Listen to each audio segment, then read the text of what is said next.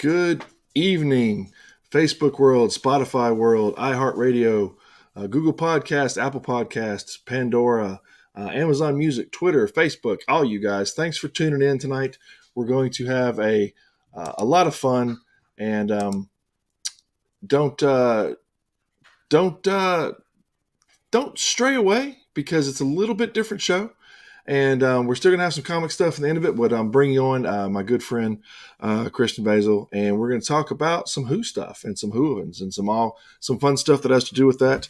And so I keep having this thing pop up that it's actually going to not let me share it for some reason on, interesting. It's not letting me share it on comic. There it goes. It was having trouble going on Comic Rotary for a second, but I don't know. Gotta love Facebook sometimes. They sneak up on you when you least expect it. But the man of the hour is, again, Mr. Christian Basil, and we're going to be talking about his show, The Traveling Tardis, and what all he's been up to. And Christian is the voice of the show, and Christian's been doing this for a long time. He said years ago he actually grabbed a TARDIS with the purpose of taking pictures all over the place where the Doctor, it's the Doctor Who TARDIS, and it's places that you've never seen it pop up before. So it pops up in the oddest places, and he's got pictures from all over for it traveling around, right? It's been to conventions, it's been to different places with fellow Whovians all throughout the nation, and it's actually left the country at one point and come back.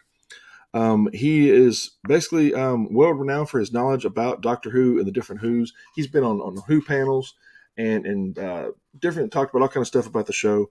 It basically started off as a hobby, but man, this thing has grown to, there's over 35,000 people who follow the show. And that's just amazing. I'm one of the followers, have been for a long time, and we've become good friends. And it's just really good to, finally get a chance to have him on the show. And let's go ahead and get this party started. If I sound a little bit off, I probably am, because I am hyped up on hydrocodone right now. I will explain a little bit about that when we get started, but let's start the show off with a bang, shall we?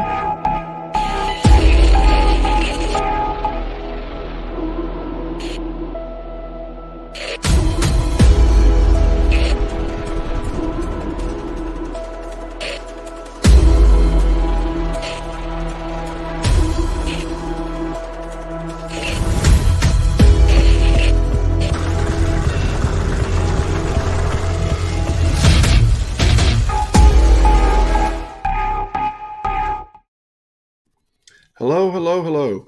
I will try to make this show as much as I can. I will probably move around this chair a lot. I had a back injury in the last few days, slipped a disc, so I am in a lot of pain, but the show must go on, right? So we're going to go ahead and make this happen.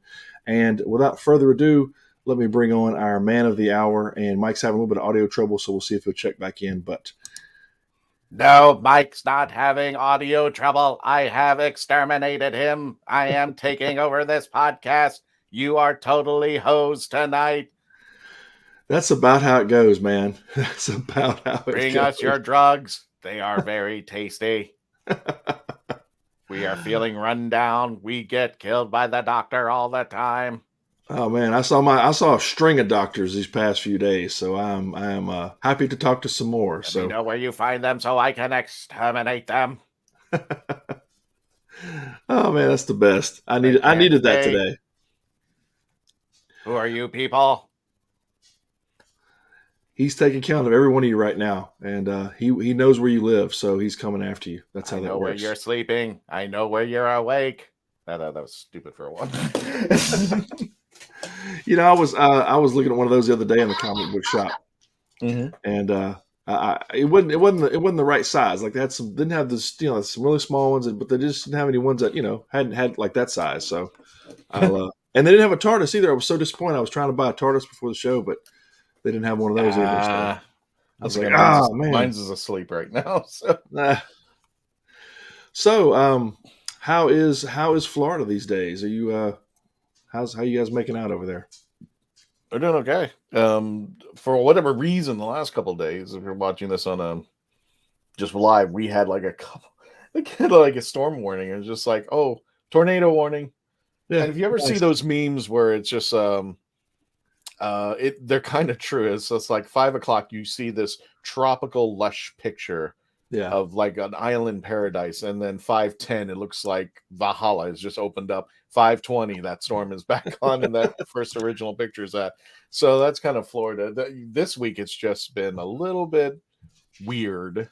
Yeah, because I hadn't heard about tornado warnings and lightning storms, and they just literally just pass through and just go away. But in the meantime, it's just like bad hair day. That we're making a connection now between Washington State, Florida, and then there's Sean down in Australia saying hey. So kind of making our way around the globe. As he's in the perfect spot. He's down under right there. There you go. He's right over there. There you go. Hi, Sean. But yeah, it's been a lot of fun trying to bring everybody together, and but this is a show we've been wanting to do for a long time. It looks like Mike just checked in, so let me bring him in. Hello, good sir. Yeah, we can hear you. No, we can't. I refuse to hear you, Mike. I exterminated you. I'm not the same Mike. I am the Mike from the other multiverse. The Mike. You sound so dark. Are you sure you're not from the DC universe? I am Batman. No. Oh man, we Ryan Reynolds. Yeah. I can do a better Batman than Pattinson any day. Yeah, he's like the only one that hasn't been Batman, right? They showed all of them the other day, and it was kind of funny. You know, I have absolutely. I don't know what it is. I have absolutely. Well, at this point, I was like, I have zero interest. I'm not a big Patterson fan, and I think Batman has just been so overdone. And now we got a Batman.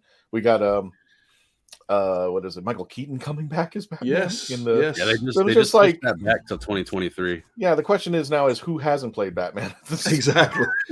Well, you know, they all keep fishing out of the same bucket, right? I mean, that's we could do a show just about just how much they've regurgitated the same actors again and again for the different parts. You know. Yeah. Even Jensen Ackles has been Batman. It's everybody. He was the voice for an animated Batman. I thought that was pretty cool. It's kind of like, you know what? And now Keanu Reeves.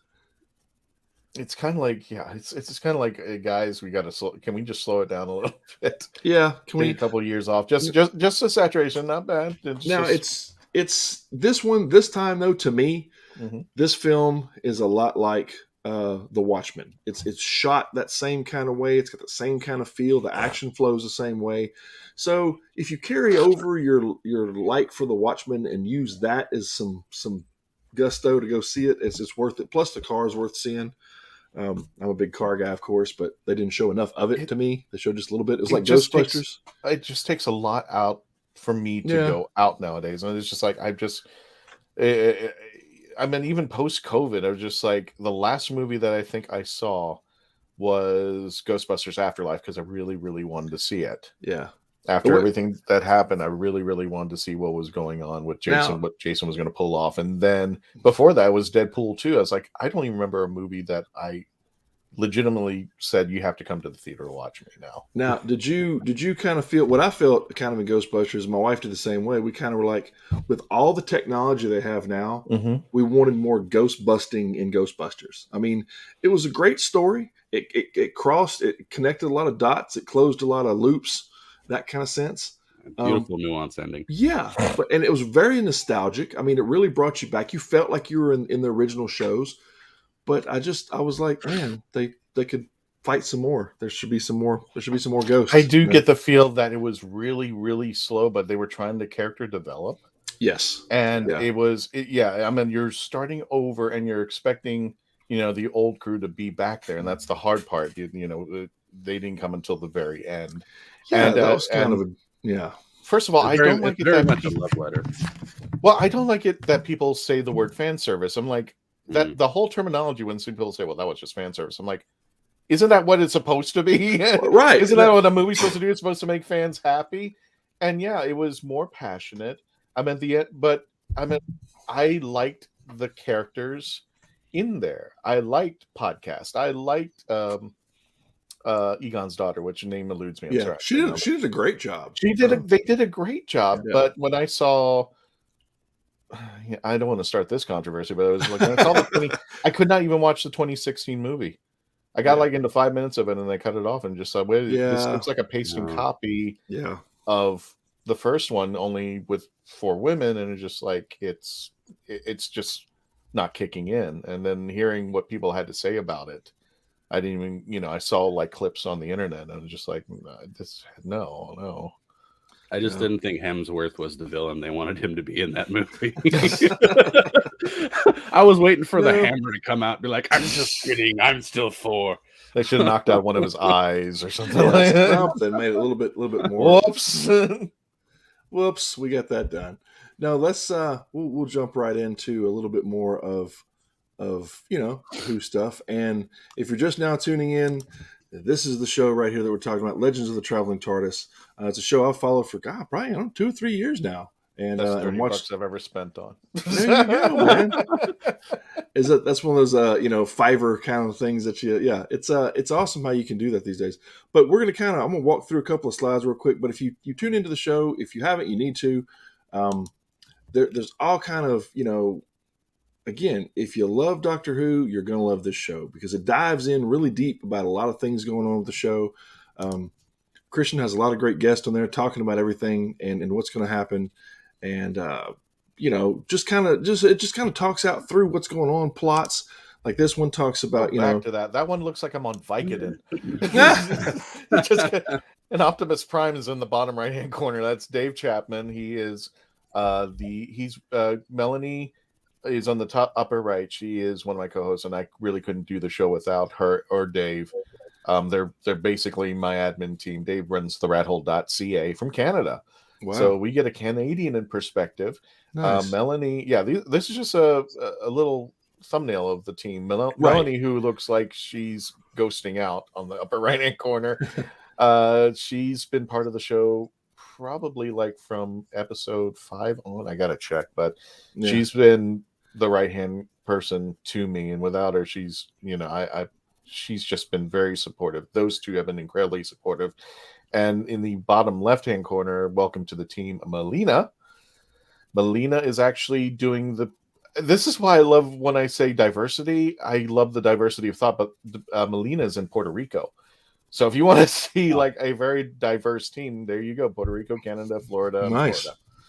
So is Faber, is Mike on the team, or is he just kind of drop in from time to time and kind of give some Whovian-ness to it, or what's Mike Faber? Yeah. We do have like a rotating panel because when we have celebrities or we have a topic, the best way I can put this show is, because one of the hardest things when you run a podcast, a question about, especially when you have a themed podcast, there are a billion Doctor Who podcasts, billion Star Trek, billion Star Wars. So why should I come and listen to you? And the way that I've finally packaged it is this. Once a week, it feels like you're going to a convention online and having a panel and having some fun. Yeah. Especially now with the Twitterverse being the way it is just being a pile of junkyard where we're fighting. This is one of the things that I wanted to make sure that the audience was aware. I'm sorry, I'm just going to keep talking, but we're talking about the show now. One of the origins of the show when I started this was that I went to a convention in Miami. I think it was around 2015, 2016. And Jodie Whittaker was about to premiere as the Doctor. So I did a panel about predictions about what you think how Jodie would be. She was going to be, quote unquote, the first female Doctor. And, how is it going to be? Were you excited? Were you not excited? So normally I do what I call a hands up panel, which is everybody who says yes, put your right hand up. Everybody who says no, put your left hand up. Everybody's kind of, I did that. There were 2 women in the back that just didn't do anything during the whole time. And after the panel was completed, those 2 walked up to me and basically said, "We got to talk to you." I'm like, "Oh God." That's never good. That's good. No, well, no. And here's the thing. Those 2 women said, "We didn't want to answer the question. We were going to answer no." Yeah. And I was like, "That's pretty brutal. Why didn't you say anything?" Because we were afraid what other people would say. I hated that we've come, the geekdom in general, all across the board has come to that, where you have an opinion or you feel uncomfortable about something and you can't even express it. And that's where I said, this is where the line is going to be met with the Legend of the Traveling Tardis. All opinions are going to matter. When we do a review, when we talk about other things, I want everybody in the room from all walks of life, because one of the things that I love doing in a panel is not, when I have panels at conventions, one of my favorite compliments is not, oh, that was a great panel or you did a great job. One of my favorite compliments is, Christian, I didn't even think about that. Right. I was watching the show and I never thought about that. And it's just, I can open up somebody's mind to something and just see a perspective that they may not have looked at. Well, the shows I like are when things become debatable, when they're really talking it out and really sharing opinions, and they're adults about it, right? And they can actually kind of walk through the thing. We've lost that. We, as a geekdom, we've lost, as a human race, we've lost that. We can't just say no. So, Kevin, if we watch an episode, what's your favorite show, Kevin? Oh man, it was probably when they unveiled the new Doctor. Well, I mean, everybody was just any TV show. Oh, TV show? What comes to your mind first thing? Probably TV show would probably be the one I've been watching. Actually, is Reacher has been the new one I've been watching. Mike turned me on to that one. We could do a Reacher, and then you rated it a 10. That's how we rate it, between 1 and 10. You rated it a 10. Yeah. It was awesome, but I get to rate it a 1, and Mike might come in and say, it's like a 4.5 or something like that. We have 3 different perspectives of the same thing. It's not that we don't have a love for it.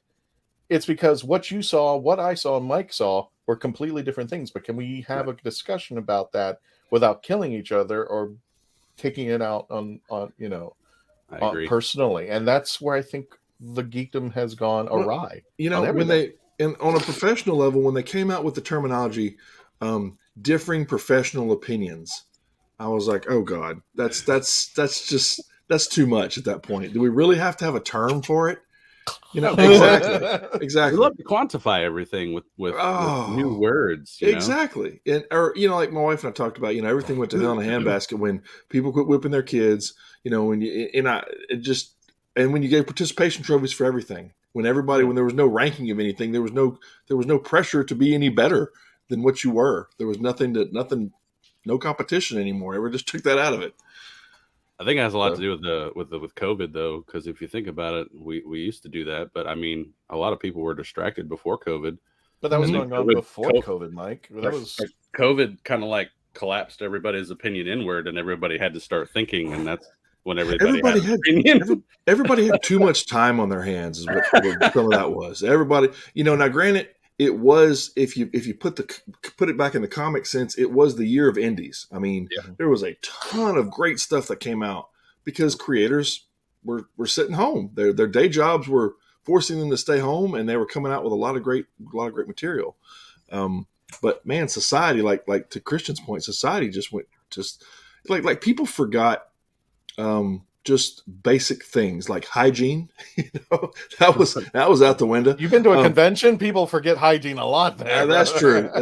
And they forgot just common courtesy, opening the door, anything like that. Any kind of common courtesy stuff was out the window. People have gotten to the point where they've got to feel insulted.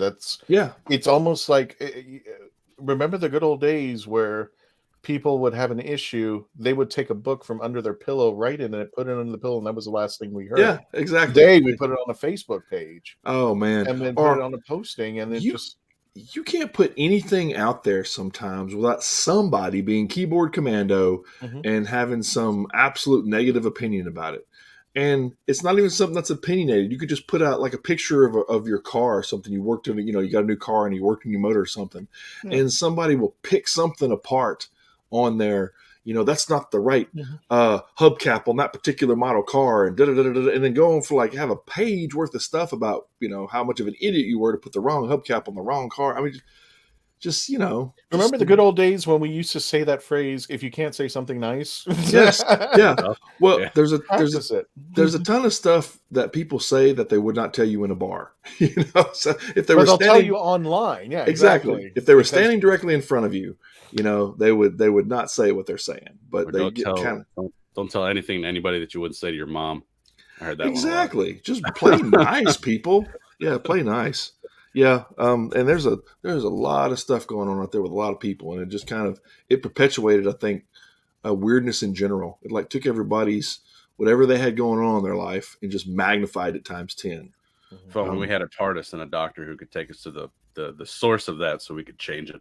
Yeah, I mean, yeah, we need that, and we need that in the world. Well, people who I think I think there's an agreement that the social media has really gone onto our mental psychosis of what we address. It's changed the pattern of things. Normally, somebody. I'm going to phrase this. Let's say that there's a girl, and she goes to her parents, "Mom, Dad, I want a car." I'm just pulling this out Right. out of nowhere. "Mom, Dad, I want a car." And they go, "No, you can't have a car. You have to get a job. You have to earn. You have to buy the insurance and all that." Today, that same girl will go on her YouTube channel, tell everybody out there in her social media platform of over 100,000 people, "My parents won't get me a car." Yeah. And the next thing you know, her PayPal is gone completely. Exactly. She's buying a car.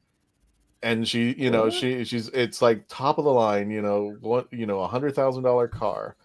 And if you don't believe me, I know there was a criticism out of a YouTuber who lived like that, and she was living off of YouTube money, and then she goes out and buys herself a $2 million apartment in New York. Wow. And we're in the wrong business. Well, I need to flaunt something because we need to be influencers. That's a whole new thing. Isn't that like the Catch Me Outside girl from Dr. Phil, who turned a phrase on Dr. Phil and then I remember. Famous, and then she got like makeup lines and clotheslines and we're just throwing money at a bunch of idiots. We used to have shame. We used to put these people under a bus. I'm like, no, you go away. I saw a post the other day that said, "Congratulations to the 20th episode of the Kardashians, and count me in the number of people who've never seen a single episode." Yeah, that's me. I'm one of those. Me too. Be happy. But what if you really want to kind of scratch the surface and see what's going on, especially what goes on in a lot of these social media things, go to a program on Netflix called Social Dilemma. I always tell people about that show to go check it out. It's like, I don't know, an hour and 20 minutes or so. And if you can get past kind of the Schoolhouse Rock acting that's in it, you can kind of get past that, because there's these little social settings where, families sitting around the table and everybody's got their phone out and they're not talking to each other. They're all playing on their phone. If you could get past that and listen to the data that they're pulling off of you while you're doing different things, it's really, really spooky. And like I just told my wife, I have not looked up anything about ADD at all. We were just talking a couple of days ago about that TikTok is basically, like the Facebook version of ADD, right? I mean, like that's kind of what it is. That's what the attention span seems to be, right? Nothing against any of that everybody's got a touch of it, right? So nothing, I'm not saying that. I'm just saying that TikTok is very condensed in its, attention getting, right? Its attention span. Well, we were just talked about it sitting on the couch. What happens today? My phone pops up in the ads, a thing about ADD. I didn't look it up. I didn't type anything in there on my phone or my computer on anything. It was just a conversation we were having amongst ourselves, And I really, what I call poke the dragon with this, back when I was in the hospital a couple of years ago, I was 5 days in the hospital from a sugar spike. So kind of time on my hands. This is right about the time when COVID was kind of really kicking in. And I'm on my phone, bored, and I typed in something about fishing or something. And then I started getting ads about fishing. And I was letting people know about diabetes and what my numbers were and stuff. And guess what? I started getting ads on my Facebook about, do you need diabetes supplies? So I started playing with it. I started talking about like ninjas and, dragons and anything. And, hey, look, here's a fantasy book on dragons, just anything you could put in there. They were just pumping the stuff in my ads. But to just vocally say something and not look it up, and then it appears, is a bit scary. So I don't know. And it's not just regular preferences for like your computer or your phone, like any game app, video software you download that asks for permission to access your files, photos, and settings, have those backdoor capabilities. And you can turn those preferences off if you go in there and do it, but some of them don't even let you do it. So I like screen everything I download now. It's creepy because you're getting your information, of course, is getting sold several times over, and then they're screening things as well. Yeah, metadata is like the new business next to NFTs. Yeah, it really is. We're gonna kind of Brady Bunch off to the side for a second, and I'm gonna pull up Christian's Facebook, and we're gonna kind of go through some things about the show. And wait a minute. Oh, he's like, not that screen. No, sir. I was futzing around a little bit because I was looking at something, but hang on one second. Let me change it over. But yeah, because Facebook would be like, "What you looking at? You know what?" Oh, Facebook knows. I was just like, I don't really have anything to hide. Facebook, really. If you want to screw with me, you've already had it. Somebody said something about negativity one day. It's like, you know what I said? You can go back through any post I've ever put on Facebook at any given time, and there's nothing negative about anybody ever. So that's just me. I wish I could say the same. Well, I don't think I haven't had my moments where I want to just blast, but I just don't. It's always been one of the things about what we were lured into the social media was that, open discussion. We can have the debate. All of a sudden, that's kind of been curtailed in some cases.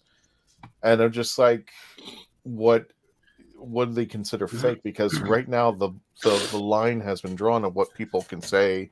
Facebook has algorithms out there. They're putting people in 30-day timeout for something that they shared on Facebook. Yep. So I was just like, but someone in a third world country can put on videos on a fake profile of people getting beat to death. Oh, yeah.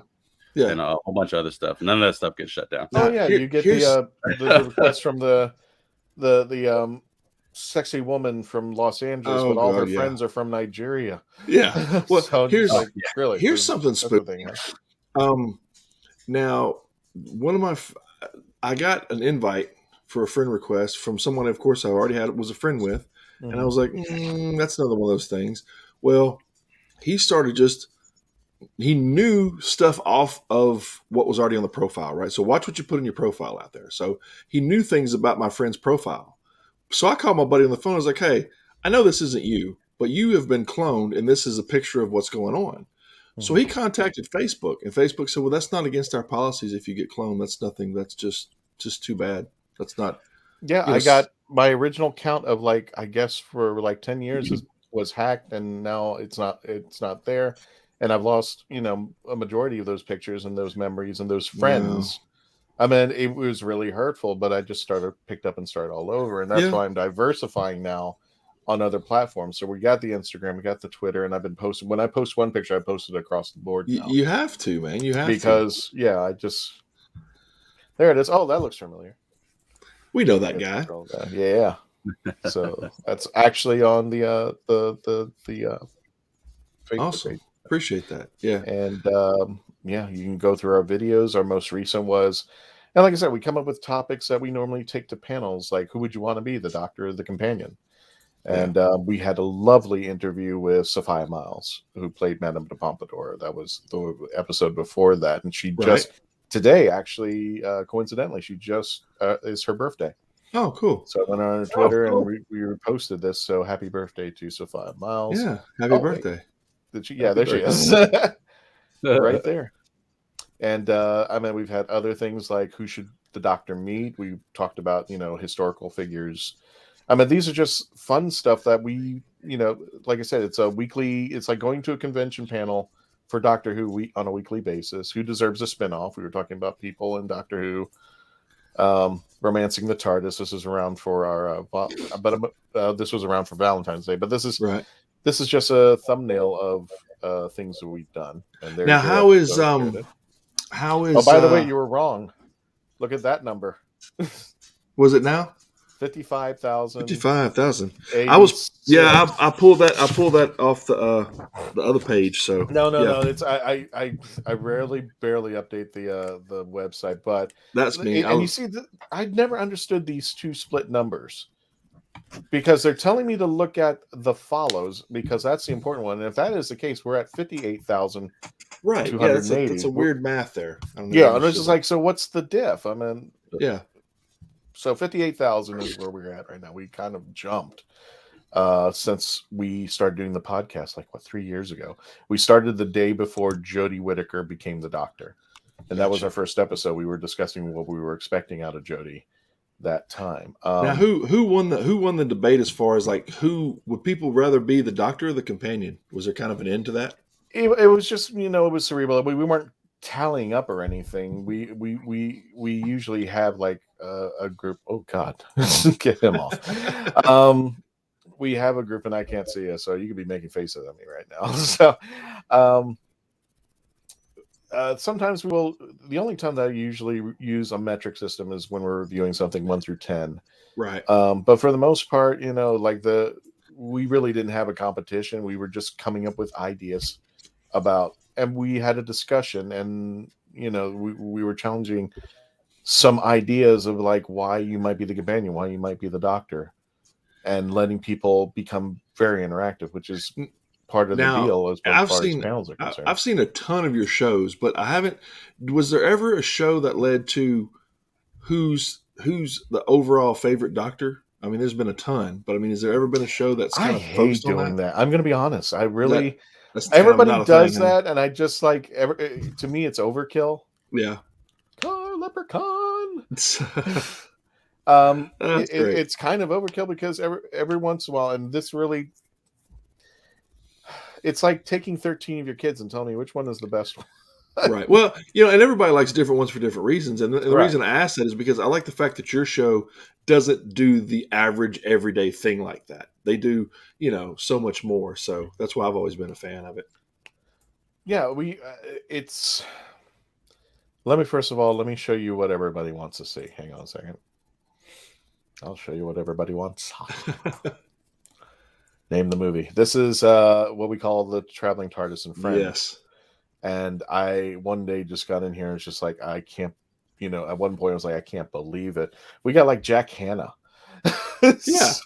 Holding awesome. The Traveling TARDIS. And we just scroll down, like just, if you're in the chat and watching live. Yeah, Henry. Is that Henry Winkler? Yeah. That's Henry Winkler. He's really sweet. The Fonz with the TARDIS. Awesome. Yeah, they were having an issue. I was going up to Henry Winkler to get his photo, and he came in line because I guess the handlers were having an issue with something, and he actually just came out of the line and just said, "Hey, I'll talk to you while they're figuring this one out." There you go.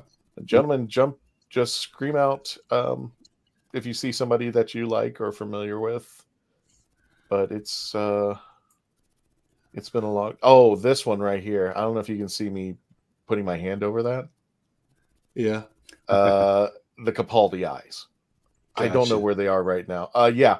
I don't like the cosplay, but when Peter Capaldi did the Capaldi eyes, and you could see the holes right there where I could see. That same year, I went to MegaCon and brought in the Capaldi eye. I just basically took a picture of Peter Capaldi's face in the eyes, put it over on some 3D sunglasses I busted, and that's how my cosplay went. And I was walking around the convention floor.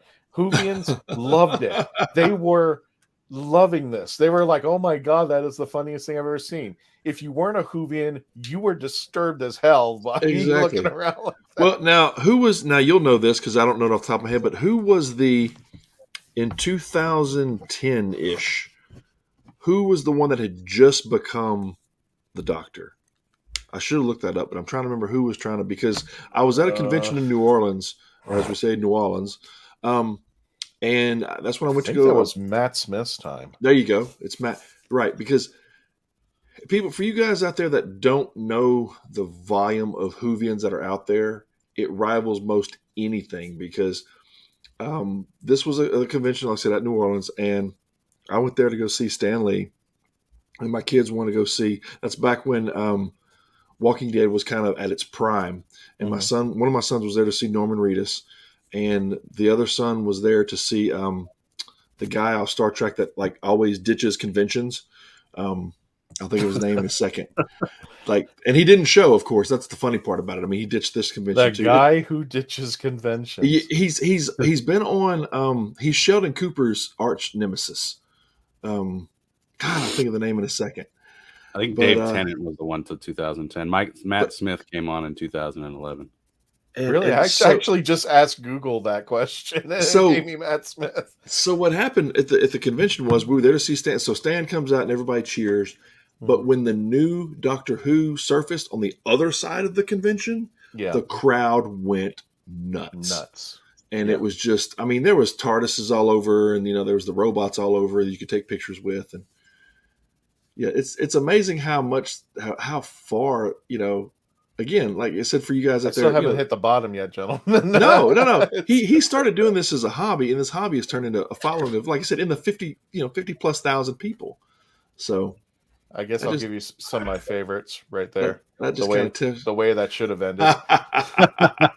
I can't believe he knew nothing about Doctor Who, at least when I impressed him. And there was a Negan cosplayer right behind me, and I said, I got to make this happen. See, now this is about the same time that Negan, everything had just happened with Negan at the show I was at, and everybody had a Negan bat with them, right? And you're going through security, and and I end up with a pocket knife, and security went kind of nuts.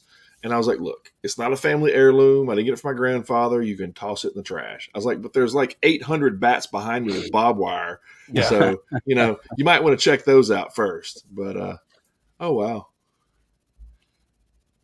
Oh, cool. Yeah, back to the TARDIS right there. And this was I didn't have the traveling TARDIS with her, and I feel bad. This is someone I met at a convention. Her name's Ella Grace Helton. She was one season on ABC called United We Fall, and I didn't have my traveling TARDIS, so I had a baby TARDIS, and she took a picture of it, and she goes, "What do you want me to do with it?" And I said, "Do something cute," and that's what came out. There you go. But if you know, here's a very weird connection. I don't know if you can see where my arrow's pointing. The gentleman behind her in the picture, the bald gentleman, that's Will Sasso. Oh, wow. And he was in the Doctor Who TV movie as a nurse. So it's a nice little connection. Yeah.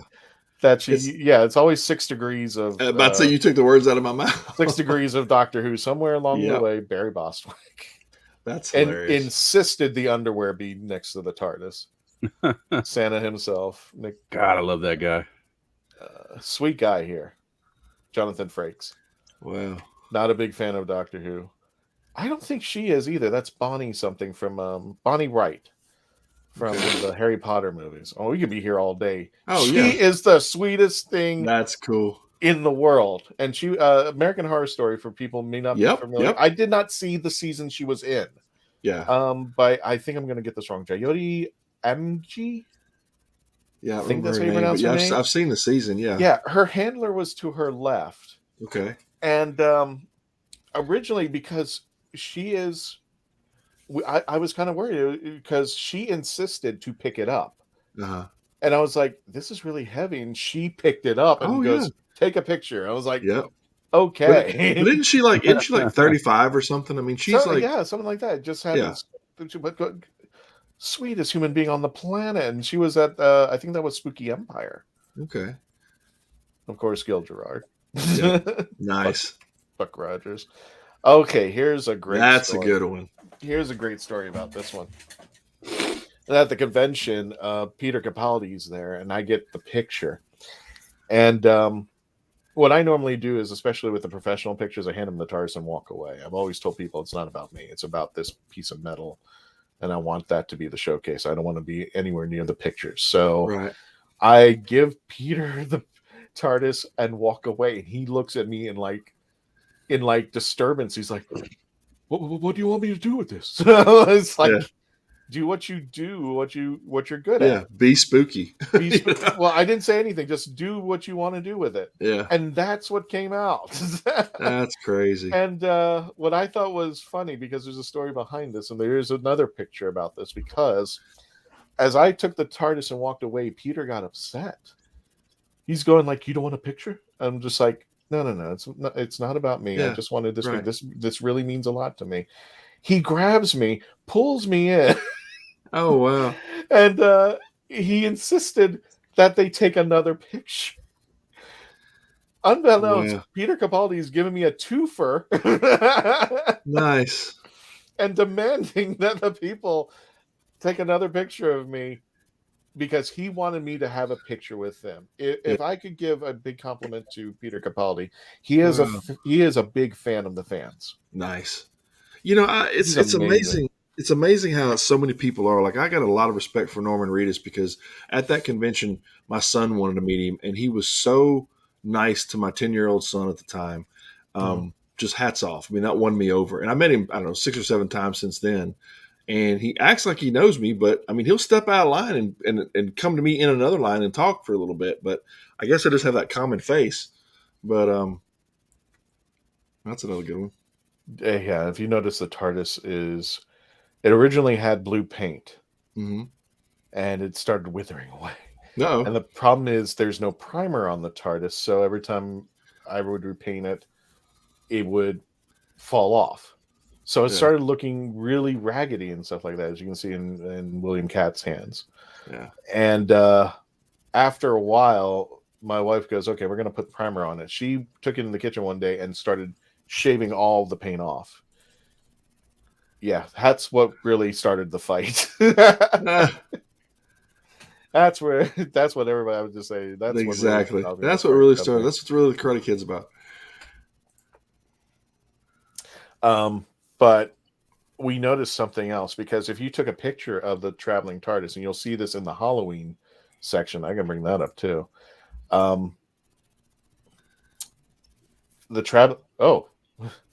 Sorry there.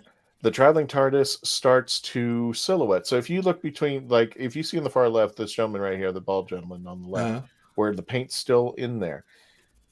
And then if you look at Michael Winslow on the right, it's starting to silver up. In fact, if you see it, it starts to get, all of a sudden it became an impression. Let me see if I can find it over here. I feel bad. I feel like I'm going through my dad's photo album.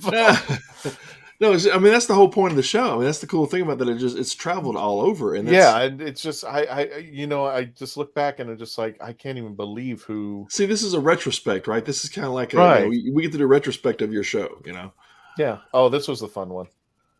If anybody knows who she is, and there's a reason why everything's the way that setup is. That's Brianna Hildebrand, who is better known as Negasonic Teenage Warhead. Yes, from the Deadpool movie. Yep. So I had my cell phone out, and she started typing on the cell phone.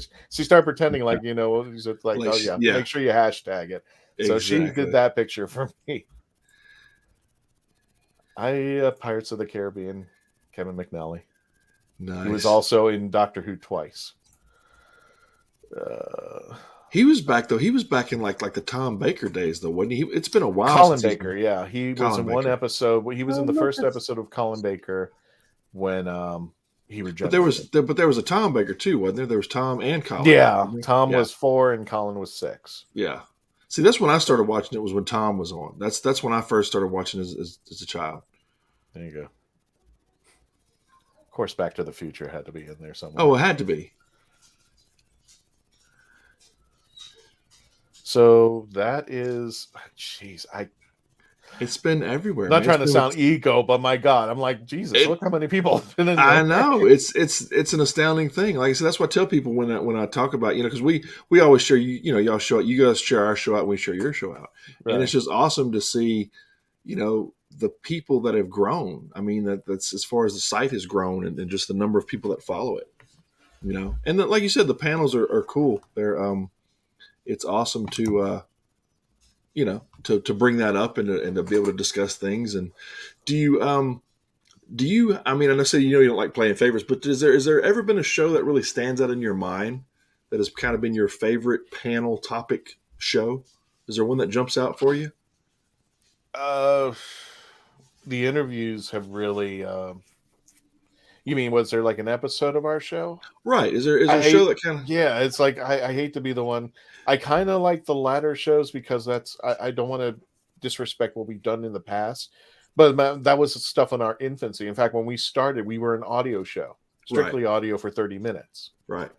And which a lot of shows still are. I mean, for people that don't know the facts out there, there's almost 1 million podcasts that are out there right now. And out of that 1 million... Yeah, only 20% of that do visual like we're doing now, and like like Christian show, and then again, and the rest of them are all audio. So, and 80% of where we're at is audio. So it's a crazy mix. Here's a good example right here. What I was talking about when it was just blue, because now it's a silhouette. You can make out the windows and stuff. It's hard to see though. You have to be really mindful. This is actually at Universal Studios Halloween Horror Nights, right outside the Halloween haunted house. Yeah. And you can see it's hard to see now. Let me find you. Flash forward when the paint came off. Now you're getting things like this, where it's absorbing the light and becoming a part of its own character. That's cool. Yeah. I love the Halloween pictures. I mean, every year I think I can't find a better one, and then next year. And to me, those are as fun as people holding it, where it just appears at some sort of, London Bridge or the Eiffel Tower. It just appears at something that somebody knows, right? Exactly. Well, the Tardis has been known to be called its own character in the show, though, right? Yeah, it really is. It's really actually a living being. Actually, when the Doctor's Wife was the episode that they showed that this actually is a sentient being. This could be an episode all of itself. There, pictures like this. Like I said, I feel like the dad who's going like, okay, everybody has to look at my photo album. Yeah, but that's like I said, that's why I wanted to do this show. I wanted to give you a show that was about your show, where you could just kind of walk back through some of the things, and it didn't have to be about a panel, it didn't have to be about discussion. It's just more about, hey, let's spotlight, because our shows are designed to spotlight the guest, right? And we just want to spotlight, show people what the show has done. Oh my God. I've been putting up some classic stuff because actually this year, I spelled Mr. Bill wrong. That was bad. This year, May 19th, will be the 10th anniversary of the Traveling TARDIS. Awesome. When it started on Facebook. Wow. Awesome. I'm going to give you an exclusive now because I've been talking to Garrett over at the Hanging with Web show, which I used to work for. We are going to be doing something at MegaCon. In honor of it, because not only is May 19th the 10th anniversary, it's also the first day of MegaCon. Well, here's the tie-in here. Yeah, Mike, 2 panels down, will be at MegaCon representing the show. So, really? Okay, yeah, cool. You guys will get a chance to hang out. Yes. Well, I'm not telling you where I am. I'm not gonna tell you what booth I'm at. I got a funny West building. I got a funny booth story on that. There you go. I was because where's every con's got a funny booth story, right? So I'm running around the con in Denver, trying to find Neil Adams, and that's where that's where I got the Flash poster and Neil Adams. That's the 2 people I want to talk to, that because I only had one day, right? And I was running around trying to get this stuff done.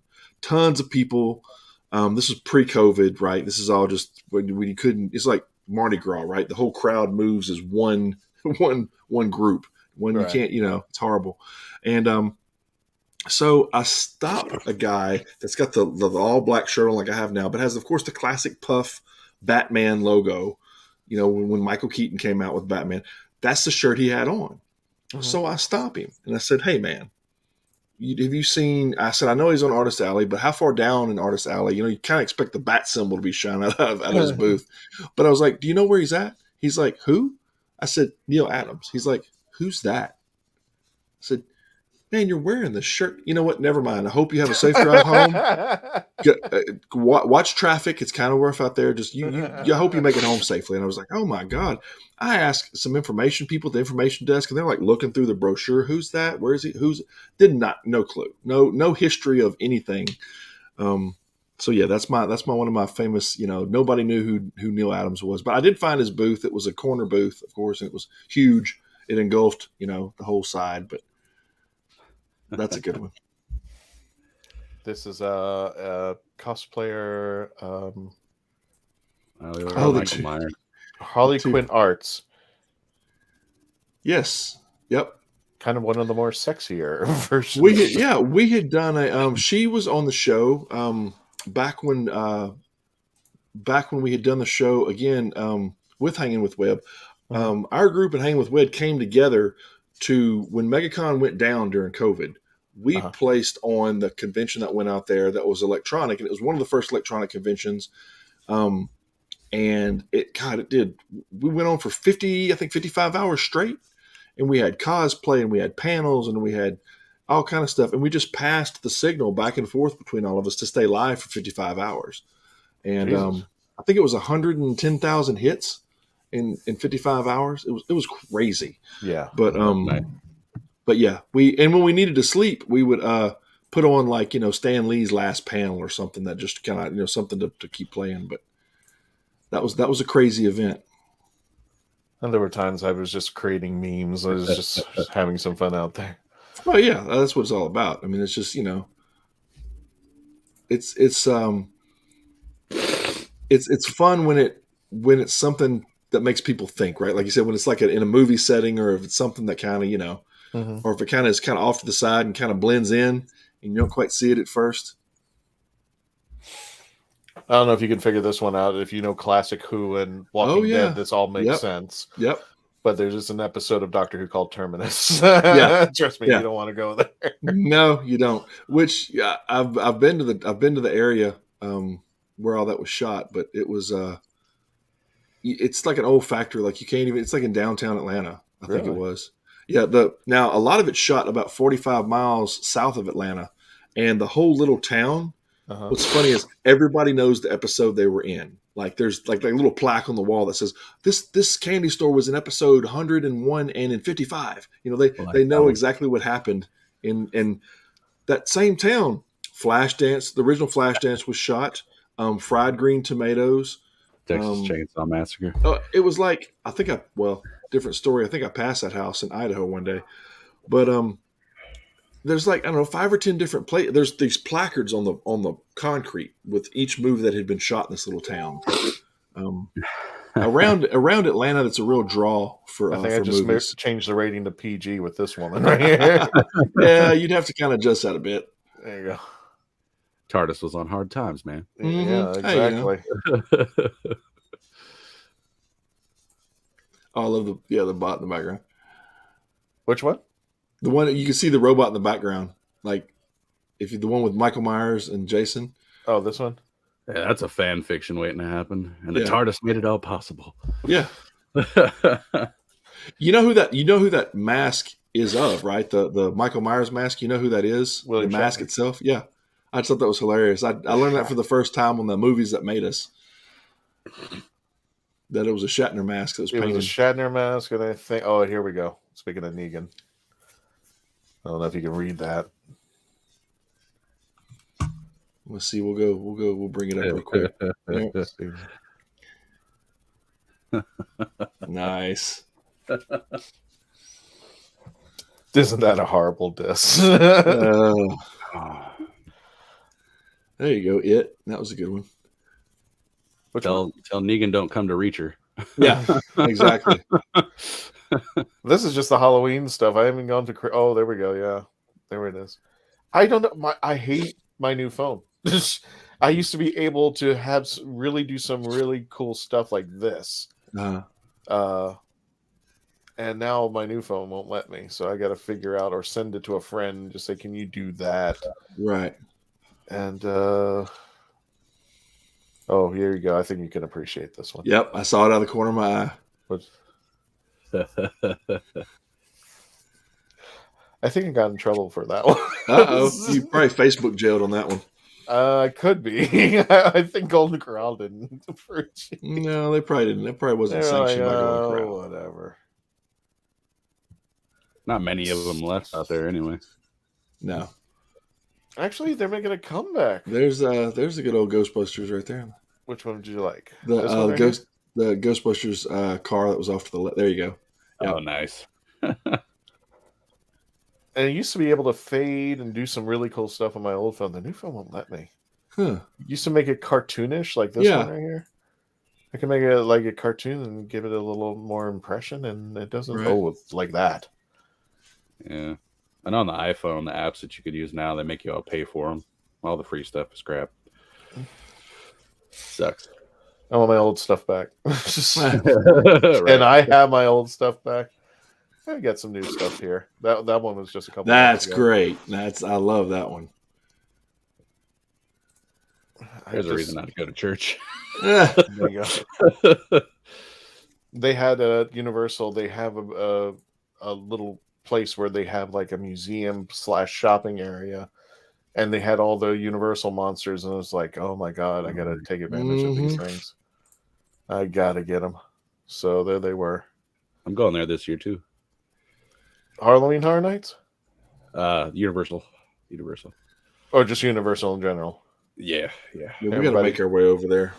But that'll be cool that you guys will both be at MegaCon. So that'll be have to do a little snippet over there, live from MegaCon action.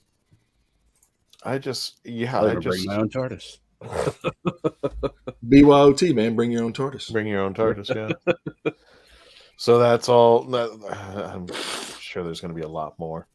Oh, this is the one that everybody likes.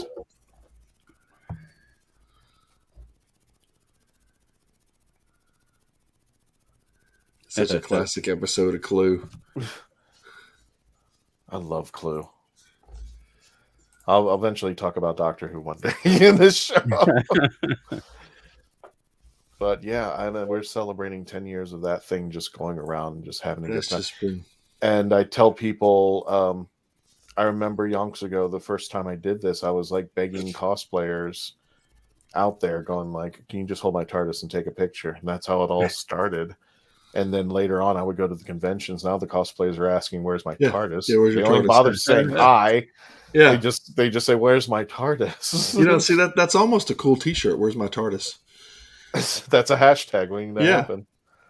I think this was when I very first Halloween Horror Nights. I did that one. Nice. So. Yeah, now I'm getting old. I'm like, okay, guys, this is my family album. If you Look how young he was. Cecil Gardner. Now that doesn't he? There's two of them. He's the one that goes around being Rick, right? And then there's another one. The other guy, was that the real guy, or the one that looks like him that was holding up the TARDIS as Negan was swinging the bat? No, that was actually Michael. God. Because him and Rick are both basically cloned as cosplayers. There's two guys that look like them that go around and everything. Abraham. I lost contact with a lot of people when I got hacked. Some, it's almost like you have to rebuild your life, and some things are new, some things are old, and I don't recommend it. I don't wish it on people because, there's a lot of personal stuff that got lost in that, and hopefully I'll get it back. But if I don't, I kind of think of it as I lost it in a fire. Yeah. My cousin went through that when my uncle passed away. There was a bunch of messages back and forth between them that just vanished. So. And it hurts, but it's just like, well, you got to realize those were just pixels, and those were about a time. But I mean, life goes on, and Yeah, you still got it up here. It's still a memory. Exactly. Well, awesome. Well, thanks for walking us down memory lane of all the different places it's been, which is kind of cool. Just talking. It's just me putting out pictures. This is the episode now. There's the episode right there. Now that's what is some of the upcoming episodes that people should tune into to some of the other panels that are coming up? The only thing I can mention is that it's hold on a second, because it really is, because I ask people to come on the show occasionally, to get interviews and stuff. So it's really, and it's even tougher because it's not like I'm asking somebody in California. I'm asking somebody in the UK who's 6 hours away. Right. And to try to get them on, because when we premiere our shows, it's 6 o'clock here, but it's 11 p.m. there. Yeah. And I was blessed that we got Sophia Miles to say yes. And she was up until 11 o'clock. I was just like, it's crazy. Yeah, that was a cool episode.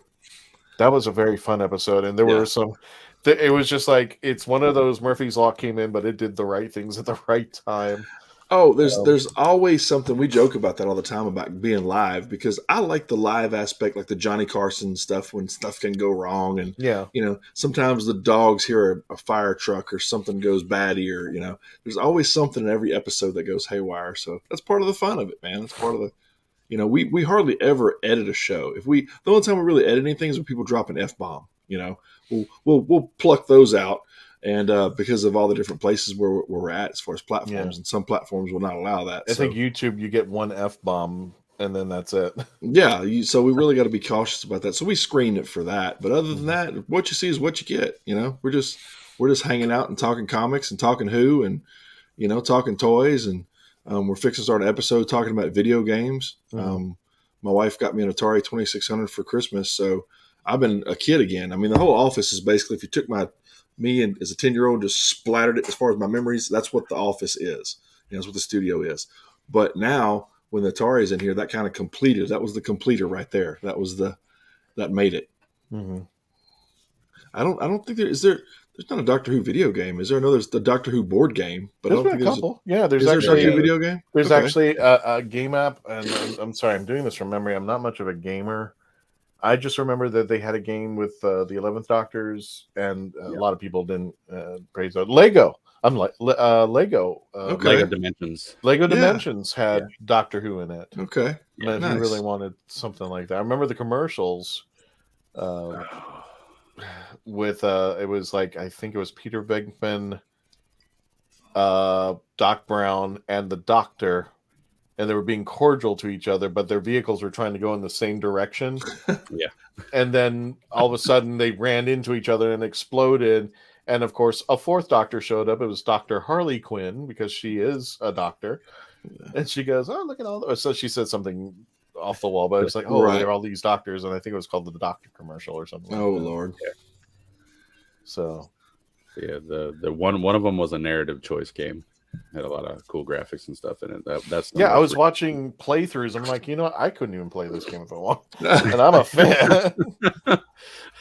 Well, tell everybody where they can find you, and what time, and that kind of stuff, so they can tune into your next episodes. Sure. The best place to go is can I put it in the comments? Oh no, I can't. No.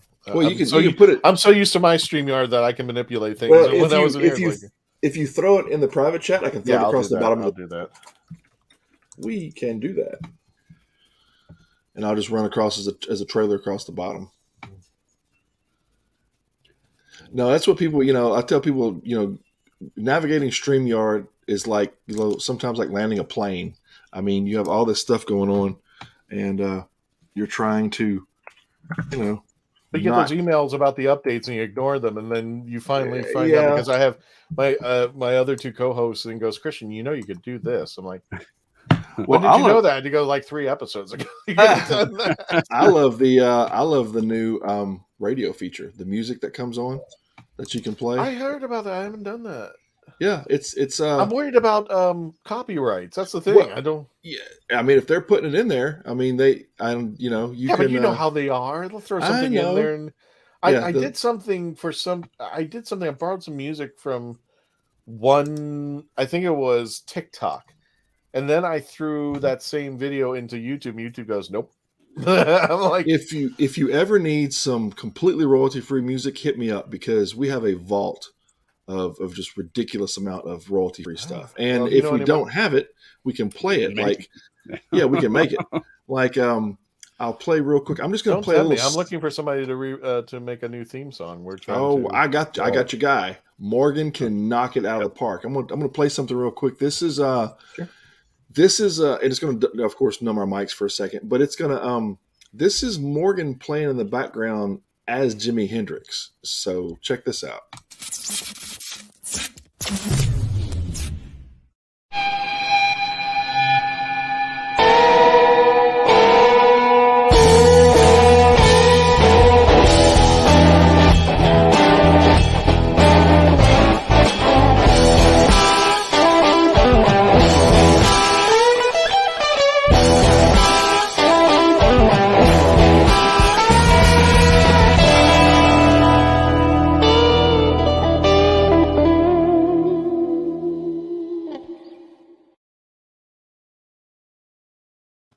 So instead of trying to find some Jimi Hendrix, he's like, I'll just play it. I got this.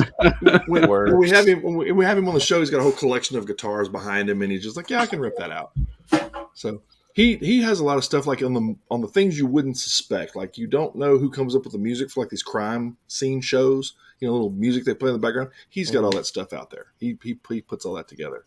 So I'll hook you two guys up, and he can come up with a theme song or something. He's a wizard at that. Okay. So he's part of the team, man. He does awesome at that kind of stuff. But That would be cool too, or we could come up with an animation for you if you want a new opening animation for the show or something. Like we build all our own stuff. Like the opening scene you saw for us, that's all stuff we've built. So we do that through Fallout Studios, our sister company. We most any animation you see that we put out there is something we've probably put together. I'm about to say, where have you guys been? I've been looking for. Oh man, we've been right here. So that's what the Fallout thing. See, the fun stuff is the day gig stuff, right? Everybody's got a day gig. Well, my day gig stuff deals with nuclear, so that's where the nuclear stuff kind of worked its way into the show. That's why you see these nuclear overtones everywhere. So once we came up with camaraderie, it needed something else. Mm-hmm. So we just kind of shoved atomic in there, and that kind of it made it happen. So it's been a lot of fun. But ever since then, we just kind of keep up. That's where Fission Press, our printing company, comes from. That's where Fallout Studios comes from. That's where all these different things are nuclear all tied together. If you gentlemen would like, I will give a short preview. I will show, if you want, I'll show the a small portion of awesome. Sophia's episode. If you want to, bam, yeah, put it up there. Play away, sir. It's all. See if I can. I'm hoping that the volume is good. It should. Hold on. It should take. That's okay. Volume's all the way up, and here we go. All right, sexy. Can you hear it? Okay. It's time to go home. Doctor Who velocity. I'm going to pause it because there's a bit of a hint here. What's coming up is one of our little Murphy's laws. You'll probably see it right off the bat. Oh, no. And and we're supposed to be professional. Here we go. Streaming now. And for those of you just joining us, welcome back to The Legend of the Traveling Tom. I was another commercial for eating a cookie. That was that one thing. There you go. It's awesome. And it's Sophia's more look flavored. is priceless. It's just like, what's going on here? I thought we had another. Oh, welcome I've had so much fun editing this down to a bits episode. Oh my. That's great. Basil, that's Sophia Miles. Melanie's really hungry. It's delicious. Center. We took like a whole team. We got Graham cracker and chocolate. Nice. Dr. Freedom. We have Mike Muncie from Erie, Florida.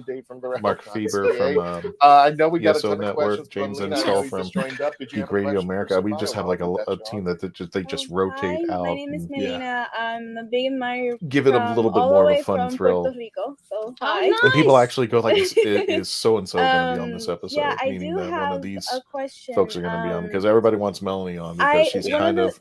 One of the things that I love about the if for a better term, I'm not downing it. It's just like if I'm Charlie Brown of the whole thing, stories. she's the Lucy Van Pelt waiting Russell to pull T. the Davies football was, off me. But I mean, she takes girl in good the care of me. fireplace. That's not a And bad analogy, but it's the just purpose like, was for it's just like I'm destined to goof up somewhere. with this mysterious That's girl. great. Yeah, we've had we have an episode we rotate out a co-host here a lot of times too. Because everybody's got stuff going on. And there's one episode, one of the other co-hosts where he was outside and it was getting darker and darker and darker and darker and darker. And so I kind of like purposely drug the show out like another 15 minutes to see. And he went completely black and you couldn't even see him anymore. So, nice. And I was like, this is awesome. I was like, so how you doing out there? Can you see anything? He's like, I guess I got to get inside. But yeah, it's been crazy stuff. Like I said, he's not here right now, but most of the time, our little blind dog, Rudy, is in the studio. He's my studio dog, and he's right there at my feet. I mean, he's got his own dog bed right underneath the studio desk, if you can imagine that. So he's usually right at my feet. And sometimes he'll poke his head up and it'll be like right just out of frame. And sometimes he'll just bark for no reason, just like he's, like a leaf moved outside. He figures he's got to go, justify his. It has to die. It has to, yeah. It has to die. It doesn't matter. Yeah, he's earning his keep. He's guarding the house, so he'll jump up and like bark in the middle of an episode. Or one time, my wife was away doing something, and I was just here, and one of them downstairs needed to go to the restroom, and she just let me know, like towards the end of the episode, like she just howled, like I got to go. So I was like, well, I guess that's our cue. I guess we're ending the episode. So see you guys later. I mean, you got to be quick on your feet, right? With some of this stuff. Yeah, exactly. I love the Johnny Carson stuff. If you look at his gag reels, I didn't know he smoked until I was like 10 or 11 years old. Because, yeah, that's what he died of. Yeah. But like my uncle always had to have the first of everything, right? Like he bought a VCR and they were like $2,000, and he had the satellite dish when it was like the big huge ones, like Talk to Mars, right? And when it moved, like it shook the whole yard when the thing would turn, right? And now, of course, it's just a little bitty pod the size of a plate on your house, right? But so he had the satellite dish, and we could watch football games, and they never went to commercial. You could watch the Tonight Show and all kind of stuff that never went to commercial. Well, that's when Johnny Carson pulled out the ashtray and the cigarette and was smoking during the commercial. And it was like, okay, they're like 3, 2, 1. He puts it out and puts it back underneath the desk. So it was interesting to see those behind the scenes things. And that's what we use to generate one of the new shows that we're doing. That's the opening of the show. It's all of the hustle and bustle that happens before a show actually launches. So yeah, we had some fun with that. But it's those moments, man. That's the stuff that's fun, though. That's the gold right there. When something goes horribly wrong, yeah, or something goes horribly right. Yeah, it can happen. When a plan comes together. I was talking about how busy we were one day. I was like, man, I'm glad we got a chance to do the show. We've been so busy, and then the phone rings in the background. So I was like, it's just that busy, and like this unplanned stuff like that you just make it work. But no, it's been a lot of fun having you on the show, man, and I'm glad we got a chance to do off. It. No, I'm done here with you. I'm kind of at my hydrocodone limit, I should say. I'm kinda, no, that's fair. I got that's that. fair. It's grabbing a hold, so I gotta get off and stretch and get out for a second and walk around or something. Well, Mike and I can keep talking. Talk amongst yourselves. Talk amongst yourselves. I mean, we're live. I'll be back in about an hour. Why stop a good thing? No, exactly. Well, no, we're gonna get you on more often. We need, you could slip in any time if you want to come guest co-host. Just drop on in and we'll, come. My 9 o'clock just canceled. I can schedule you in right now. Well, there you go. You can just slide from this show right on over to Comics and I see how it is. Keep going. The backup. The real guest can't show up, so Christian, what are you doing? Chris, what are you doing? That's hilarious. David Tennant couldn't come. How about you? He couldn't make it. He couldn't make it. That's good. You can't fault me for being opportunistic. We're podcasters. That's what you get it when you can. Exactly. You slip in there and you jump in to catch the the interviews when you can. My wife and I were at, where were we? Denver. It was the Denver. We were in Denver at Mile High Nationals, and I used to have a lot of connections in the welding world, and the welding world sponsors a lot of NASCAR drivers and NHRA drivers and stuff. Okay. And a friend of a friend was real good friends with John Force. Now I've met Force a few times, and they take you like behind everything and go talk to the drivers, and you get a chance to talk to them and walk through, and they'll walk you through the car and different kind of things. Where there was a particular driver at the time that my wife was really following for NHRA, which was the daughter of the one that owned Patron, the drink. And I told my buddy, I was like, hey, can you get a chance to get, and I'm trying to think of her name. I said, can you get a chance to get in front of her? And he's like, yeah. He said, they trade. He said, I'll trade her handler. I'm a handler, so I'll trade with her handler for another talk with somebody else. He says, let me go see if I can make that happen. He said, but when I come get you, you got to be ready and you got to come with me right now. So we're walking around. He came flying out of the crowd. He's like, okay, now's the time. And I was like, okay. And my wife's like, where are we going? I was like, I don't know. He's just bringing us somewhere, meet somebody. I don't know. So we go through we weave through the thing, and we're going in between the 18-wheelers. And we get in front of that one, and ta-da, there's her 18-wheeler. And it's just my buddy, myself, and my wife, and she comes down and just talks with us. So my wife is, of course, starstruck. There's her favorite driver, just kind of hanging out, And that's funny how that kind of feeling, you kind of get the same thing in cons, right? This particular person comes out that you really want to talk to. And, it's just funny to see how it kind of transfers from one hobby to another. But it's not fun because these people are not supposedly, they're real people. And they are. I like, if you're going to take the time that like Sophia did, like Peter Capaldi did for the photo. I mean, if you're going to take the time and do it, I mean, that's more than I can. Yeah. And the funny part about this is 2020 was the year that we kind of blew up. Yeah. Because that was the year of COVID. 2020 and 2021 is the year, like I said, we doubled our subscribership on our Facebook page, because at that time beforehand, everybody was working, everybody was doing stuff. So, I sit there nudging, just hoping and begging that, just hoping that somebody would come on our show. And then all of a sudden, those same people who said, Christian, not available, we'll check back in 3 months, wrote back and go, what are you doing next week? So, well, and it's really? funny it's funny you should say that, because the same thing happened with us when Kevin Eastman came on. Because we were on Kevin Eastman's list to go, and then COVID happened. He shut down everything that he was doing for a year. Yeah. Oh. And then his people called our people back. It's like, hey, you guys still want to be on the list? And we're like, oh yeah. They're like, well, you guys were so patient with us. We want to make sure what day and what time do you want? They gave us carte blanche. Pick a day and a time, we'll make him available. And he was in the middle of drawing Ronin, and stopped and chatted with us, for I don't know, 15, 20 minutes. And when he left, one of the other co-hosts, which is Brian Wayne from Cheers to Comics, was like, we were just in the middle of the pages of Ronin. Let's think about that for a second. He literally stopped creating Ronin for a second to talk with us, and that was kind of one of those cool kind of moments. Spielberg just stopped filming, go, take 5. Yeah. I'm going to do this podcast. Yeah, hang on a second. I got to talk with these guys for a second. These guys but most people are, like you said, they're really nice. You reach out to them. Yeah. I mean, we reached out to, Chuck Dixon, the co-creator of Bane. He was like, yeah, man, I'd love to come on the show.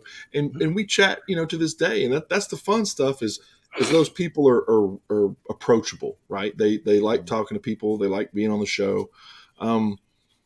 Tons of people that we talk to are just so willing to want to talk and do interviews and stuff, which we're happy and blessed about that. I mean, it's nice to be able for them to because they know the fans make what they do, so they're happy to extend that. But I gotta say, man, I really, it was really rough losing Scott Wilson, who played in The Walking Dead, because man, he'd been around for an actor for 50 years, Remind me of who he is. The old man who had the one leg. Uncle Herschel. Yeah. And I met him one year with my kids, and then went back to Walker Stalker the following year with my wife. And I said, look, you got to meet him. I said, we don't have anything scheduled. We're not signing photographs or taking pictures, but let's go talk to him for a second. And he was ending his signing session, and we walked over there. And this is horrible planning on my part. The way it fell, I bought tickets for the next year from the previous year, right? And it fell the weekend before our wedding. So he asked us where we're going for our honeymoon, how the wedding, what we're going to do for our wedding. And he didn't want us to leave. I mean, we sat around the table with him in his booth, and it was just the three of us. And was one of the most genuine people you'd ever want to meet, Most of them are, though. There's only been a couple of them that have been kind of like, wow, that was kind of not a great experience. But again, 98% of them, awesome to talk to. So yeah, there's a few bad. I'm not going to say any names, but no, I'm not either. And you never know, and that's the thing about the conventions. You never know at that moment that you walked up was their bad day. Exactly. And if you hit them the next day or the next convention, they're completely a different person because you see. Some people get a rap for that. Like, I'll tell you what, Neil gets a rap for that. You could either meet the bad Neil Adams or the good Neil Adams. I'd heard that before I met him. And, I was told how to approach him, and you got to give them their props, right? I mean, they've done things. So I approached him in a nice way, and he was extremely nice back. And, other people go, I didn't have that experience. I'm like, well, maybe you weren't exactly nice to him. Maybe you didn't kind of give him his dues. Maybe he was 3 days in and 1,800 people later. Exactly. Yeah. Maybe he was tired of signing for that day. It's exhausting. And sometimes they don't even feel like people by the end of a con, even though they go there to make a lot of money, people go there to make their inanimate objects have value. Like, sign my shit. I tell you what, to give you an idea, 2010, again, when we first met Norman, this first time I met him like several times since. The first time we met him, I asked his handler. I pulled him off to the side. And I was like, hey, man, I got to ask, what does he pull down for a weekend? And he kind of looked around like he was about to tell a bad joke. And he goes, $250,000. I was like, cash? He's like, yeah, that's what he walks away with for 3 days, $250,000. But again, like Mike just said, they're bringing in articles and all kind of stuff to sign while he's in his hotel room. So while he's sitting there having supper and flipping channels on the TV, he's signing his name 2,000 times on photographs and figures and comics and whatever he can sign. And they pay a lump sum, right? They'll pay like $2,000 for like a 30-minute session, and they'll sign 200 things for him, right? So they're doing well. They're not hurting. Yeah, they're not hurting, and I think it's just when I go to a convention and somebody actually comes up to see me. I remember there was this mother and daughter team that would go to the same convention over. I haven't seen them in a while, but COVID had changed the landscape a lot. I hope they're doing okay. Yeah, but they openly said, "No, we planned our day around you." Mm-hmm. Oh wow. Our panels. They go, "We want to go to your panels first, and we plan our day around you." And I'm like, "Are you kidding me?" And I'm just like, that's the kind of love and respect you just can't. No. I see those people and they get tired and stuff like that. And it's just like, I understand where they're coming from. It can be exhausting. But I'm just like, you just made, like you said, $250,000. Mm-hmm. There's people who bust their butts and will never make $250,000 in 10 years. Right. And you made it this weekend. And just like, I don't care if I'm ever in that position, I will be out there as Henry Winkler.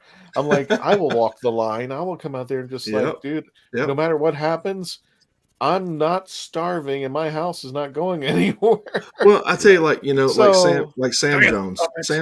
Sam Jones is another one. When again that particular convention, I was there to meet Neil and Sam. I had that pre-planned. That was the only two I wanted to meet. Anybody else was just kind of gratis after that. Yeah. And I made my way because I had just watched Life After Flash. I mean, if you're a fan of the old science fiction stuff, that's kind of like one of the grandfather shows of science fiction. Watch that show because his stuff that happened in his life, I won't give it away, but was a lot of extreme. And he kind of fell off the map for a while. Well, being in TED, right, that put him back on the map, doing coke with Sam Jones Flash, right? that threw him back into pop culture. And now that's what he goes for a living. He travels around being Flash again. But they're not two different people. Flash and Sam Jones are the same person. He's not acting. That is him. When I brought this poster to him, and that is an original 1980 Flash poster, my wife and I were the last couple people in his signing session, and I walked up to him and I unfolded the poster, and he just lit up. And I said, "You got to sign like 25 of these things a show." And he's like, "No, man, I hardly ever see these." And he was being legitimate, and he signed it, and he was nice about it. And he said, "Do you want my co-star to sign it?" And I said, "She's here." They didn't even publicize that she's here. And the crowd kind of moved over, and she was to the right of him. And he said, "Yeah, I'll take care of that for you." He picked it up and walked behind us and walked it and said, "Hey, Melody, do you mind signing this for him real quick?" He said, "After you sign it, hop up and let's take some pictures together." He just took over. He's like, "Hey, you come here, listen." And we all got together and took pictures. And he's like, "What else do you want for this and that? And what else do you want me to sign?" And I was like, "Well, man, I'm kind of at the end of the day, and I'm kind of getting strapped." He's like, "I don't care." He said, you've already paid for a couple things." He said, "What else do you want? What else do you want me to sign? I'll be happy to." But you got to realize, like in MegaCon terms, the best way I can put this is you're their theme park.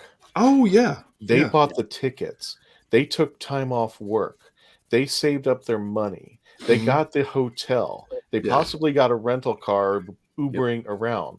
They had to save up for their food because you are showing up.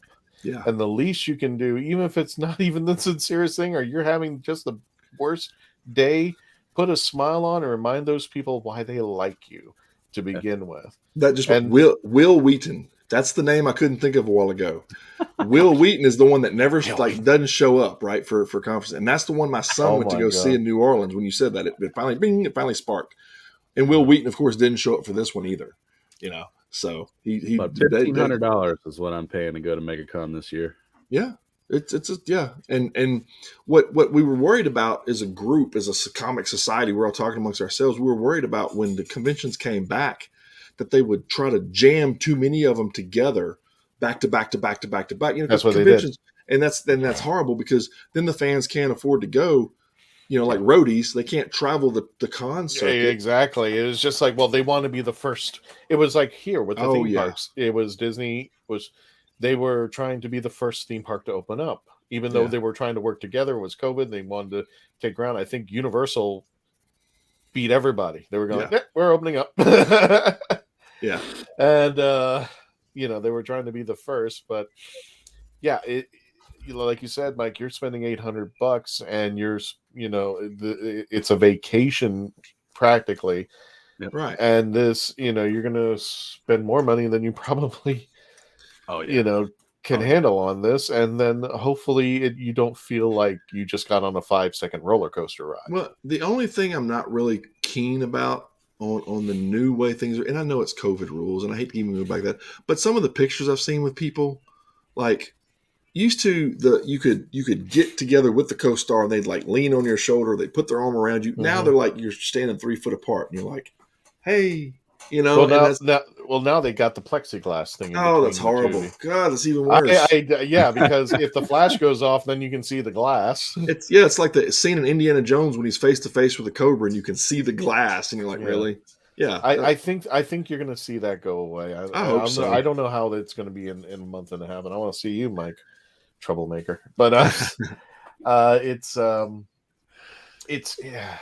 I was going to talk about Doctor Who, right? Eventually, we went. We got a chance to Doctor Who. We got a chance to go through the show, though, man. Like I said, the show was about you, and I wanted to be able to showcase what you've done for your for your love for Doctor Who, and that was just us a gratis. I want to kind of tip our hat and say, let's get him on and let's talk about what he's done. The Who was kind of secondary, The show was the main thing. Who do you plan on trying to get snapshots with the TARDIS this year at MegaCon? I'm hoping he shows up because they had to cancel because of COVID, but I'm hoping Christopher Eccleston comes back. Okay, that'd be a good one. Supposed to be. I haven't seen any Who actors in. It's like you, Mike. I got to watch my budget, and everything. I'm not going to get political, but everything's going up.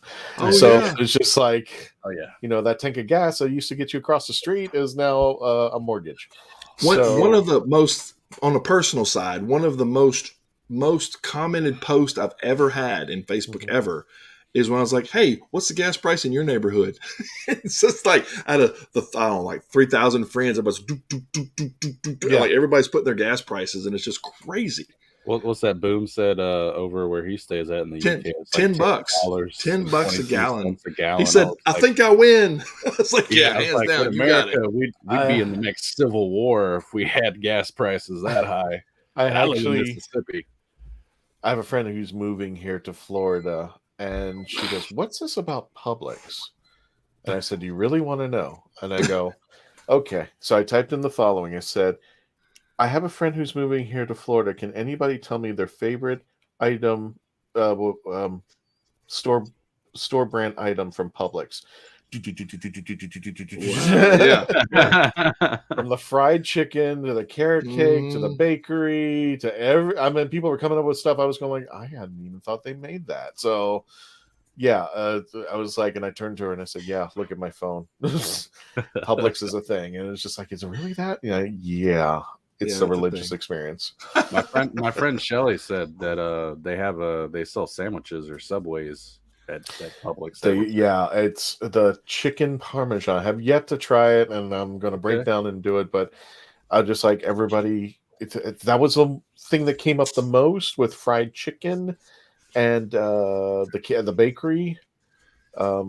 A lot of other stuff. It's just like, Publix is the real deal. I'm not making this up. Well, I'll tell you what we can do. If you want to come back and talk about Who, we can bring a couple of your panel. We can bring. I'm saying no, but I mean you can bring some of your co-hosts on, and we can have a little mini Who panel right here on the show. So we can plan to do that. Maybe come to MegaCon and come back and stuff, and we'll plan that out and have kind of like I said a little mini Who panel. Right here on Comic Camaraderie. So we'll definitely do that.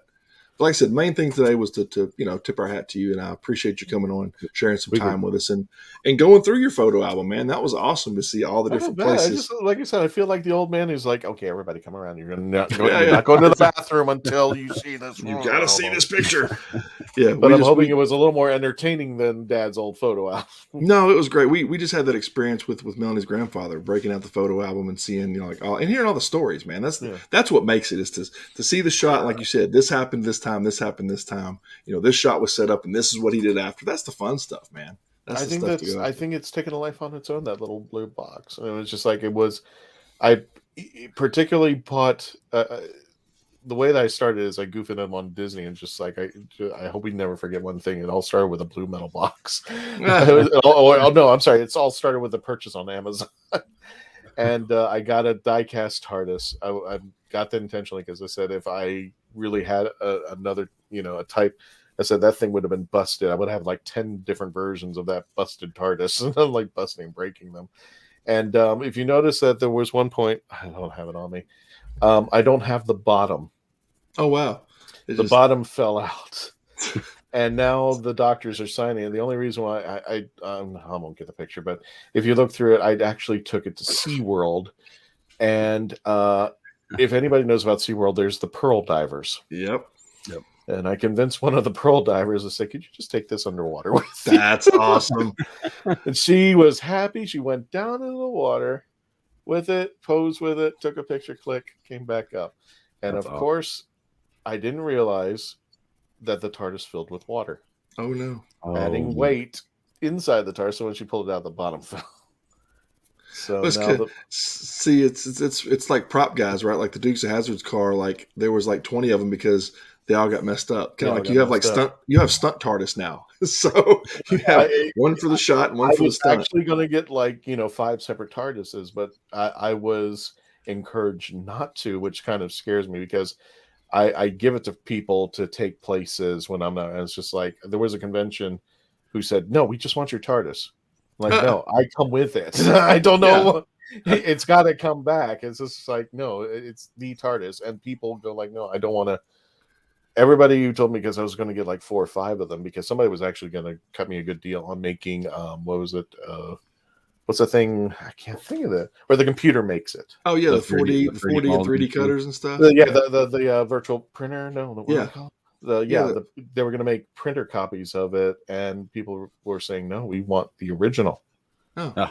Because that's the thing. Everybody's touched it. Why would we want a copy of it? And it's like, I didn't think about it that way. It will make its way into the Smithsonian at some point. This will be a roadshow relic. No, I insisted. I said, I even have it on my will, and I said, I'll give it to somebody. The sole purpose it is to never. It's bearing the name Traveling TARDIS, so it's continuing.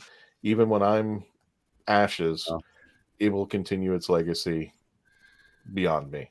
Well, you could put the ashes in the TARDIS, and you could be, you could travel with it. So, Oh wow, as funny as no, actually, bring a new meaning to the word ash can. Right?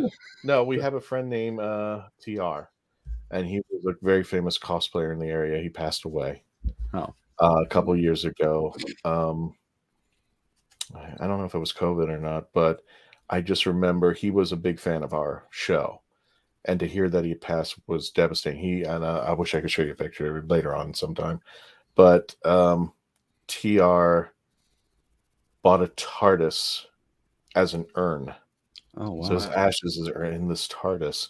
And I actually took my TARDIS, put it next to his, and took a picture of him. Oh, that's cool. Together. Yeah, one last flight, one last trip around. So, but yeah. What an amazing idea TR had. Yeah, you should merch the TR TARDIS. Yep. Well, I don't know where that TARDIS is, but traveling the universe. Yeah. Well, yeah, you'll Michael have to hold the TARDIS for Comic Camaraderie at MegaCon, and we'll have to make its way to. I actually jokingly thought, I don't know if you ever saw. There was a Monty Python, not I would say for skit, but I think there were. The Montreal Comedy Festival, and Graham Chapman had just passed away. Oh yeah, and they made the announcement that all the Pythons were going to be there, even though Graham was dead. Yeah. So all the Pythons came in, and in lieu of Graham Chapman, there was this urn, and somebody put a picture of him on it, and they were carrying it in, and they put it on a table. So Graham Chapman was there. No, this was Monty Python. So during the interview, one of them accidentally kicked over the urn. Yeah, I can see that going that way. Out. And even one of them had a dustbuster and started going around. Oh God! It's like that is the comedy. Yeah, even in death, Monty Python and what was Benny Hill, man. Benny Hill, stomp out. He had spray paint on a wall, brick wall. Stomp out illiteracy, ELL. You know, it was like, oh man, that's their whole different brand of humor. You know. Yeah, it was. Well, there was one where it was just it couldn't have been any funnier. They had a. It was the sign of the corporation. It was just a simple joke, and I think it was like the International Thespian Society. And he accidentally closes the door on the sign and just does the acronym right there. I mean, just some stupid things like that. It was just that was for me but that was considered groundbreaking. Yeah, well, there's some couple of American comedians that was like they think of stuff like, you know, why do we park in a driveway and drive on a parkway? Gallagher, yeah, and then the whole thing about, you know, well, if 7-Eleven never closes, why does it have locks on the doors? Exactly. You know, just those kind of things that they just think of. You're like, wow, I didn't even think about that. But I am going to wrap us up, and I got to get out of here. And again, appreciate having you on, and we'll have you back again, sir. And be cool to see you guys hook up at MegaCon. Nice to meet you, Mike. Hope to see you there. Nice to meet you, Kristen. Thank you for coming on to the show. My booth is somewhere else. It's constantly moving all around MegaCon. Exactly. Take care, man. We'll talk again soon, Christian. See you guys.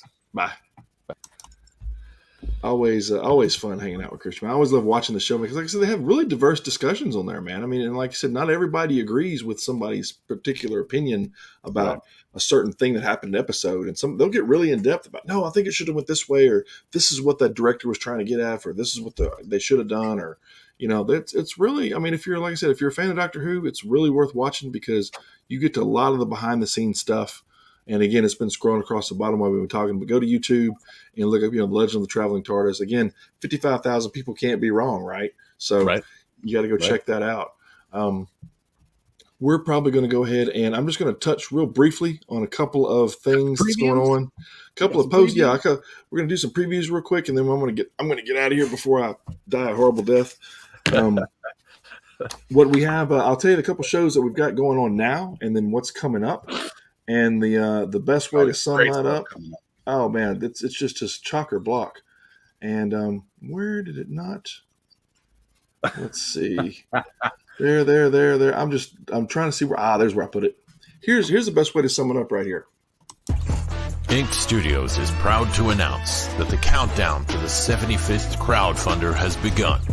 Stay tuned throughout the next few months as we feature a ton of talented creators.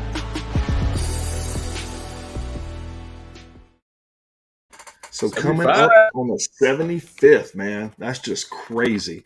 We did that for the 50th, the countdown, and people loved it, so we decided to go ahead and do it for 75. And in that countdown, let's talk about a couple of them that are on right now that you can still catch. And one of them is Stanley the Snowman. You're going to go check that one out. That's from Austin Janowitz, and this is a book that Scout has put out. They put out the number one.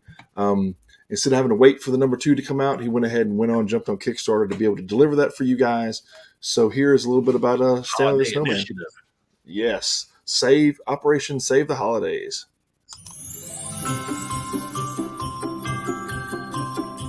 Operation Stanley was a success, or was it? After Jenny successfully brought Stanley to life to spend the holidays with her family, they decide to celebrate without him. What will Stanley do to keep their holiday traditions alive and stop the family from going to Florida? Find out in the second issue of Stanley the Snowman, Operation Save the Holidays. Good family book. I mean, it's a heartfelt book. It's about, you know, like in the holidays. It's a good read for everybody. And this is the picture that really got me from when we had him on the show. This is what it's all about when we're creating books for people. This right here. Oh yeah. The little girl that came to get the book and that had drawn the card from, and this was on Austin's birthday. So, you know, what better way to celebrate that than, you know, have a young fan come up and do that for you. So that was an awesome thing. Another book that we want to touch on real quick again, there's only a couple of them that are winding out the month. This next one is, you saw the clip a while ago, but for those who didn't, I'm going to go ahead and play the clip again for Woodstake.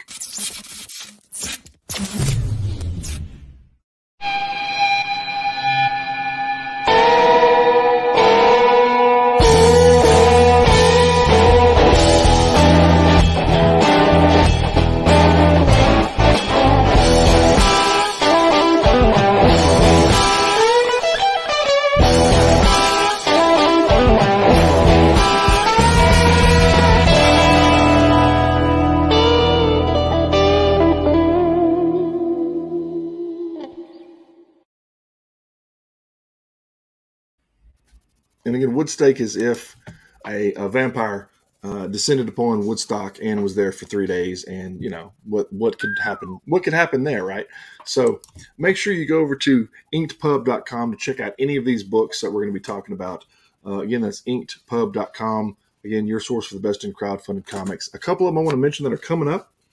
One of them is The Following Casework, which is Jack Holder returns to Inked with a new series called The Following Casework, featuring a punk elf hacker, a fledgling god, and the faith in the 21st century. So that whole gang of peoples are going to be coming, and it's in April. So there's 3 going to launch in April. That one's going to launch, and then Kaiju Mania is going to happen in April. That's Alan Johnson joins Ink Studios and debuts on Kickstarter with Kaiju Mania, showcasing 4 stories with 4 monsters with 1 epic fight.